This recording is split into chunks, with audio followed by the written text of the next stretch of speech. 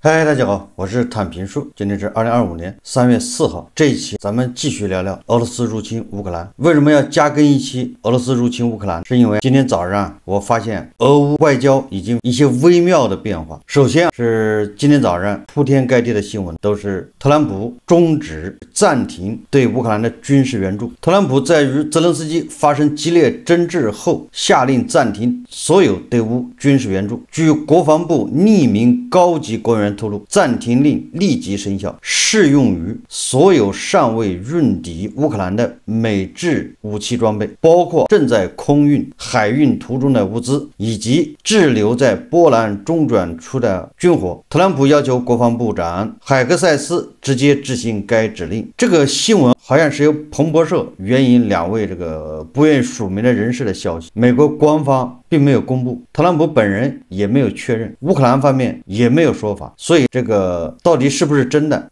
特朗普是不是真的下令暂停所有对乌军事援助？这个有待进一步验证证实。现在美西方的媒体是看热闹不嫌事大，他们的报道也要仔细甄别。我说过，对特朗普不要看他说什么，要看他做什么。如果他要真的暂停对乌的军事援助，那这个问题就大了，那是妥妥的在资助俄罗斯，那在帮助普京，这个恐怕就不是嘴上抛火车胡说八道这个造成的伤害可比了。你胡说八道造成的伤害那都是面子问题，你下令要暂停所有的军事援助，那是里子问题会造成实际伤害。不过这媒体报道说是暂停什么意思呢？就是看乌克兰什么时候回心转意，看泽连斯基什么时候愿意和谈，想好了要和谈，意思就是还有恢复的可能。当然了，我刚才也说了，这个是媒体报道，具体是不是有待进一步证实。不过昨天晚上美国总统特朗普在社交媒体上发文，对泽连斯基的最新视频声明做出回应。什么是泽连斯基的最新视频声明？一会儿再说。特朗普表示，他说乌克兰总统泽连斯基声明可能是他做出最糟糕的声明，说美国不会再容忍更久了。特朗普表示只要有美国的支持，泽连斯基就不希望有和平。而欧洲国家在与泽连斯基的会晤中明确表示，没有美国支持，他们就无法完成这项工作。特朗普表示要从展示对俄罗斯实力角度来看，这可能不是一个好声明。泽连斯基的这个声明里面说了，俄乌战争可能不会很快就停火，那这个相当于打了特朗普的脸，因为特朗普说马上就要停火，从24小时到100天到半年。现在泽连斯基说这个停火恐怕还要很长时间，那这个相当于直接跟特朗普叫板。特朗普说了不会再给更多时间。那么泽连斯基这个视频是什么视频？当地时间3月3日凌晨，乌克兰总统泽连斯基通过社交媒体发布视频，表示乌克兰需要和平，而不是无休止的战争。这就是为什么乌方说安全保障是实现这一目标的关键。泽连斯基说，在不久的将来，欧洲的所有人都将形成共同立场，我们必须实现底线以及不能妥协的红线，这些立场将被提交给在美国的伙伴。泽连斯基还称，稳固而持久的和平以及关于结束冲突的正确协议是欧洲共同的真正优先事项。大家看视频。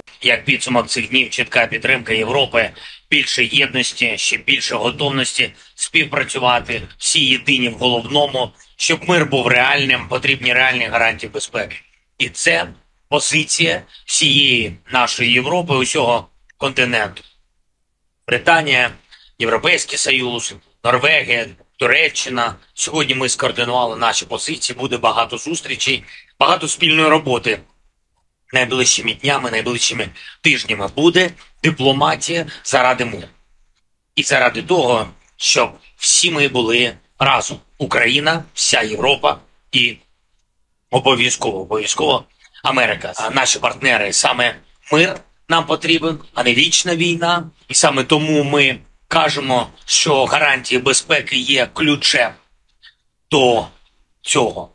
Найближчим часом ми всі у Європі сформуємо наші позиції, наші спільні позиції, лінії, яких ми маємо досягти, і лінії, з яких не можемо відступити. Такі позиції будуть представлені нашим партнерам в Сполучених Штатах Америки, надійність, тривалість миру, правильна угода про закінчення війни. Це дійсно наш спільний пріоритет. 这个视频它的重点不在于泽连斯基说了什么，这个视频的重点是央视新闻报道的。大家都看到这个视频左上角央视的 logo 了，央视新闻，这就是我今天说的外交上面有一些微妙的变化。俄罗斯侵略乌克兰3年以来，我们很难从喉舌的这个角度，这个宣传中看到乌克兰方面的说法，偶尔有报道，也是记者、主持人的转述，也就是你很难想象喉舌央视会给这么长时间去播泽连斯基的发言，这实际上就是一个转向，就是个微妙的变化。有很多细心人发现，在社交媒体上，3年前或者甚至2年前，你要说司令官，你要说朝鲜，你就说这些事情，你的视频会被下架，你的留言、你的评论会被吞掉。但是现在你看看，如果你说司令官，你说朝鲜，你留言现在容忍度高得多，而且社交媒体上很多调侃报道这个朝鲜还有司令官的，实际上这就是一种变化。我们和朝鲜之间有了一点间隙，朝鲜抱紧俄罗斯的大腿，从我们的央视开始正面报道，给泽连斯基自己说话的这个机会。但你放他的视频，这就说明这个态度有了变化。你再联想到前不久在慕尼黑会议上，这个外长说我们跟乌克兰是战略合作伙伴关系。我今天当着记者的面再说一遍，有很多西方国家不知道，就很多国家不知道，这就是微妙变化。为什么会有这样的变化？有这么几点原因。首先俄罗斯侵略乌克兰以来，从这个明面上看，大国和俄罗斯走得近，但实际上没有越过底线。跟俄罗斯走得近，并不意味着，对吧，就要伤害乌克兰。实际上跟乌克兰也在保持联系，只是没有那么显眼。那普京还俄罗斯的高官动不动到大国来访问，一趟又一趟的跑，而乌克兰这边双方互动的少一点，但是不代表下面没有接触。乌克兰无论是进口还是出口，大国都是不是第二就是贸易国啊，但是国内的喉舌很少去宣传这一点，你可以用闷声发大财来解释，但是国内更多的宣传大国和俄罗斯之间的贸易也达到2000亿美元。这是第一个，就是俄乌战争这中间大国表现出来跟俄罗斯走得近，那也仅仅是表现出来更多的是出跟美国之间的对冲，但并没有实质去伤害乌克兰，也没有实质的去帮俄罗斯，守住了不提供武器的底线，甚至随着战争的进行大国对俄罗斯的制裁就那个名单都已经140页，但是这些喉舌不愿意报道而已。就喉舌它是刻意营造一个大国和俄罗斯关系融洽、互相支持这么一个假象，这是第一个原因。假象就是假象，它不是事实。第二个原因什么呢？第二个原因就是现在特朗普一上台之后，国际形势发生180度转变。特朗普现在明显在为普京找台阶下，要跟俄罗斯搞好关系。那俄罗斯也表现出极大的这个兴趣，要跟这个特朗普勾肩搭背的，眉来眼去，这不就是一大变化吗？所以说大国马上也要调整策略，以往基本上不报道乌克兰，都是单方面转述俄罗斯的说法。今日俄罗斯新闻社，咱们是照搬照抄，现在也开始报道乌克兰，让乌克兰人自己说话，这就是个转变。俄美在沙特马上要会面，那咱们的外长也在慕尼黑做出一些以往都不做的事情。俄美之间未来发展成什么样，谁也说不好。那作为大国，他必须要做准备，那叫两手准备。第三一个，由于美国和欧洲之间现在裂痕是越来越大，美国和乌克兰之间裂痕也越来越大。在黄俄正能量小粉小红的这个叙事里面，他们说反乌克兰是为什么反乌克兰？因为我们要反美。以前你乌克兰跟美国是一条裤子的，你是美国的打手，反乌克兰就是反美。你看这个逻辑他勉强的说得过去，那现在这个逻辑就不行了。乌克兰跟美国已经闹掰了，你反乌克兰是帮美国，你要反美的你应该帮乌克兰，这个逻辑。总之正能量爱国小粉红黄俄现在脑子有点乱，他援助他帮助俄爹，底层逻辑就是俄爹跟美国对着干，有俄爹在前面遮风挡雨，对吧？美帝不敢把我们怎么样，对吧？我们在反美的道路上不孤单。你这回好的角色转变了，这俄爹跟美帝眉来眼去的，那你现在帮俄爹是不是就是帮美帝？你看是不是乱了？按照黄俄正能量他们的逻辑，一切都是反美的需要，那这个时候恐怕就得支持乌克兰了，因为乌克兰跟美国闹矛盾，关系不可调和啊，反而俄罗斯跟美国现在开始暗送秋波，相互勾结。另外一个，从欧洲角度来说欧洲面临的国际环境也发生变化，本来他跟美国是盟友，现在美国要弃他们而去，有倒向俄罗斯的这个意向和可能。那俄罗斯又是欧洲的这个敌人，也就是说特朗普上台这1个月，整个世界变了样，乱套了。所以在震惊之余，各方势力要重新洗牌，要做最坏打算。特朗普搅动了这个国际局势，现在欧洲对大国呢调子开始转变。德国《民进周刊》3月2日报道称他说在同样面临美国关税威胁的情况下，欧盟盟和大国正在走近。欧洲议会国际贸易委员会主席朗格告诉《民进周刊》，欧洲与大国有许多共同利益。你看看，已经开始转变了。欧盟的主席冯德莱恩，他在去年甚至前几个月他不停的在说大国的坏话。去年欧盟不是给大国加关税吗？这个冯德莱恩他对大国的这个评价叫更具侵略性的态度和不公平的经济竞争。你说大国对欧洲更有侵略性、不公平的竞争，但是时隔半年，特朗普上台以后，形势发生变化。冯德莱恩再次他表示希望再次培养深化和大国的关系。自从特朗普说要对欧盟要加关税以后，1月份举行的达沃斯世界经济论坛上，冯德莱恩表示在可能的情况下，可以扩大与大国的互利贸易和投资关系。大家还记得一个叫中欧投资协定吧？那个协议被拜登一上台给他搅黄了。我看恐怕保不齐欧洲和大国之间恐怕也要重提这个中欧协定，很有可能要破镜重圆，再续前缘。在这个拜登当总统这4年里面，那是欧洲跟着拜登后面亦步亦趋，所以跟大国的关系越来越叫紧张，或者叫摩擦不断吧。自从美国现任总统特朗普对俄乌冲突采取与欧洲不一致的立场，并以关税威胁欧盟以来，欧盟和中国走近了。让德媒做出如此分析的证据是欧盟贸易专员访问北京的计划。而此前香港南华早报披露了这一消息，但欧盟与中国并未证实。民进周刊1日称已获得欧盟发言人证实。与此同时，身为欧洲议会国际贸易委员会主席的朗格呼吁重新重视与大国的对话。我们与大国的气候保护和国际贸易方面有许多共同利益。他告诉民进周刊，我们不能忽视14亿人口的市场。报道认为，中欧之间在贸易上存在一些分歧，不是问题。欧洲对进口自中国的电动汽车加征关税，虽然谈判艰难，但双方也并非不能达成最终协议。所以说特朗普再这么搞下去那中欧全面投资协议恐怕又要重新摆上议事日程。这个对大国对欧洲那都是一件好事，这对大国来说也叫东方不亮西方亮，搞不定美国那搞定欧洲一样。还有报道，英国智库皇家国际事务研究所刊登一篇文章，分析这个文章的作者指出，特朗普的行为正在让欧洲向大国靠拢。当欧洲人惊呆地看着最近几周发生的似乎标志着我们熟悉的跨大西洋联盟终结的事件时，大国可能会从当前的这种局面中获得好处。所以很多大国的人把特朗普亲切地称为川建国，看样子这个所言不虚，这个说风就是雨。你看央视财经报道说，德国企业希望加大对中国投资。特朗普近日称已决定对欧盟征收25%的关税，将很快宣布美欧一旦发生贸易摩擦，德国经济将首当其冲受到影响，尤其是汽车、制药和机械制造等对美出口密集型企业。据报道，德国多个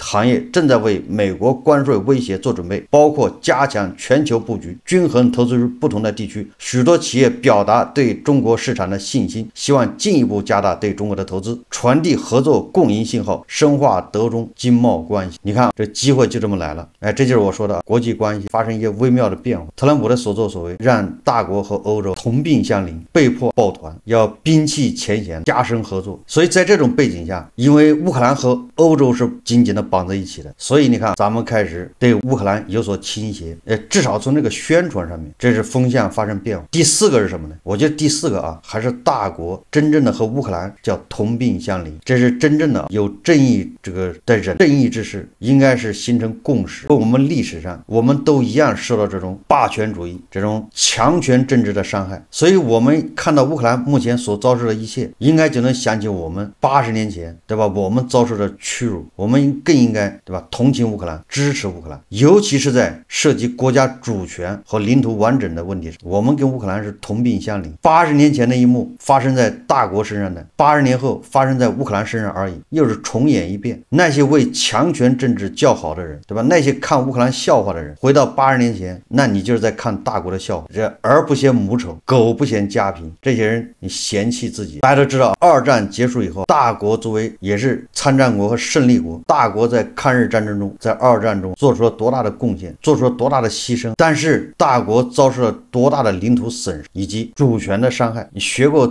高中历史的都知道，对2战那一段历史稍有了解的，作为2战的胜利国，咱们本应该保存自己、保全咱们的领土完整还有主权，但事实上我们受到了很大的伤害。你比如说外东北和外西北这些地区，虽然是对吧？二战之前就19世纪被沙俄夺走，二战以后苏联继承了这些领土，还有外蒙古的独立。其实按道理来说，二战一结束，咱们是胜利国，那胜利国作为一个参战国，以前签的那些不平等条约全部要废除。但是你跟苏联签的这个，跟以前沙俄签的，现在由苏联继承的所有的不平等条约，不仅没有废除，反而还要加强，这是不是叫强权政治？这不就是今天乌克兰跟俄罗斯之间所面临的问题吗？俄罗斯要求他没占的土地，乌克兰还得双手奉上，这就是我们的外蒙古的独立。作为一个胜利国被迫得承认外蒙古独立，造成中国失去约150万平方公里的领土。那这一幕和今天俄罗斯睁着眼睛要乌东4个州有什么区别？还有主权，咱们叫中东铁路和外东北的利益。1945年中苏友好同盟条约使得苏联获得了对中东铁路和旅顺、大连的控制权，进一步剥夺了中国的战略利益。唐努乌梁海约17万平方公里的土地在1944年被划归苏联，至今未归还大国。虽然历史已经过去数十年，但这一领土归属问题依然是两国关系中的敏感话题。也就是说，大国实际上一直不承认这个唐努乌梁海，而苏联要这个外蒙古独立，那理由非常霸道，就是要在苏联和大国之间建一个缓冲区，就把你们的领土划了一块出来做缓冲区。这和俄罗斯现在要求乌克兰干的事情有什么区别？所以我说仔细对比一下，乌克兰人现在经历的就是80年前大国经历的，不能好了伤疤忘了疼。雅尔塔会议，斯大林说蒋介石没有资格参加，为什么呢？因为要把蒋介石排除在外，他们几个大国内定，直接把你一个战胜国的权益给你分了，再由其他国家通知蒋介石就得这么干。好在截止到现在，泽连斯基的表现比这个蒋介石更加顽强，更加勇敢，他不接受这些不公平的所谓的和平停火。你特朗普和普京两人想把这事就定了，完全不顾乌克兰的利益，这根本做不到。大国的历史痛苦与这个屈辱不应该在80年后还在乌克兰或者其他国家重演，那这就是屈辱。你死了2000多万人，你抗战抗日8年，往前算14年，我们10万精壮青年去缅甸、去印度跟盟军一起作战，换来的是什么？换来是领土和权益被瓜分。张明老师他发了一篇文章，说白宫霸凌与历史上似曾相识的一幕。他说俄乌战争打了3年多，川普上台之后，膨胀的他觉得自己无所不能，却令人百思不得其解的一屁股坐在了侵略者一边，开始张罗俄乌和平方案，不给乌克兰任何和平的保障，却连口头承诺都没有一个，却一味让乌克兰面对现实，按照俄罗斯的算盘，事实上妥协投降。于是出现了人类外交史上罕见的一幕，白宫里的公然霸凌，当着记者的面就这样发生。我在昨天节目也说了，川普你希望和平，你要停火，这个没问题，这是好事，但是你停火，你的和平不能以乌克兰跪下为前提，被侵略的、被伤害的最后跪下给这个强盗磕头求饶，这叫和平吗？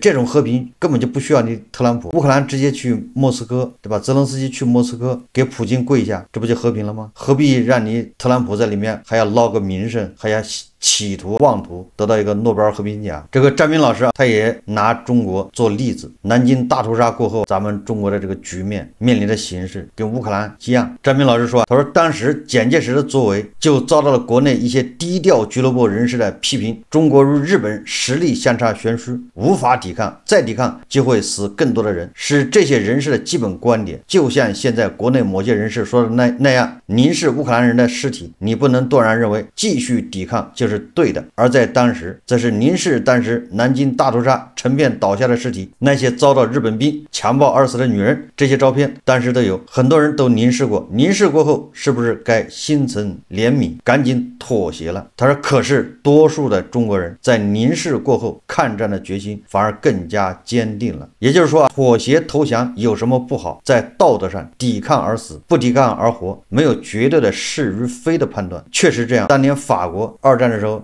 不到1个月就投降了，烧死了很多人。到今天，贝当还照样有人称之为是拯救法兰西的英雄。烧死人有什么不好呢？无可指责。可是人类没有绝对抽象的道理，总得放在具体的历史条件下说事。当纳粹席卷欧洲之时，敦刻尔克大撤退之后，英国就该独立支撑吗？英国国内要求希特勒苟合退出战争的呼声相当强烈。试想，如果英国也投降了，以后的美国在德日的夹击之下也势必难以自全，世界变成了轴心国的天下，也就是希特勒的天下。犹太人自然没有了活路，但作为纳粹眼里的劣等民族，中国人的命运会怎么样？连同白种人的斯拉夫人在德国人眼里都不是个人，何况东方的中国人？没有起码的道义，只求苟活，暂时不是让自己苟活，却让弱小民族做出牺牲，让人家苟活。这样的苟活，如果你还是一个知识分子，我不知道如果轮到你的头上，你能不能坦然接受？最后，张明老师说，历史可以重演，但是我们作为了解历史的人，却不能再次扮演过去历史中那个可怜的角色。记住，这个世界如果没有了道义，那么人即使活着，也是行尸走肉。行尸走肉的活着，不值得我们追求，也不应该让老百姓忍受。和平是我们的目标，避免战争。但是以斗争求和平，你才能求到和平。投降换和平，你是得不到和平的，和平是暂时的。为了少死人而追求和平，最终会导致死更多的人。历史经验一次又一次的教训我们，所以人们越来越怀疑特朗普嘴中的和平少死人到底是出于真正的少死人这个目的，还是出于个人目的。今天这个节目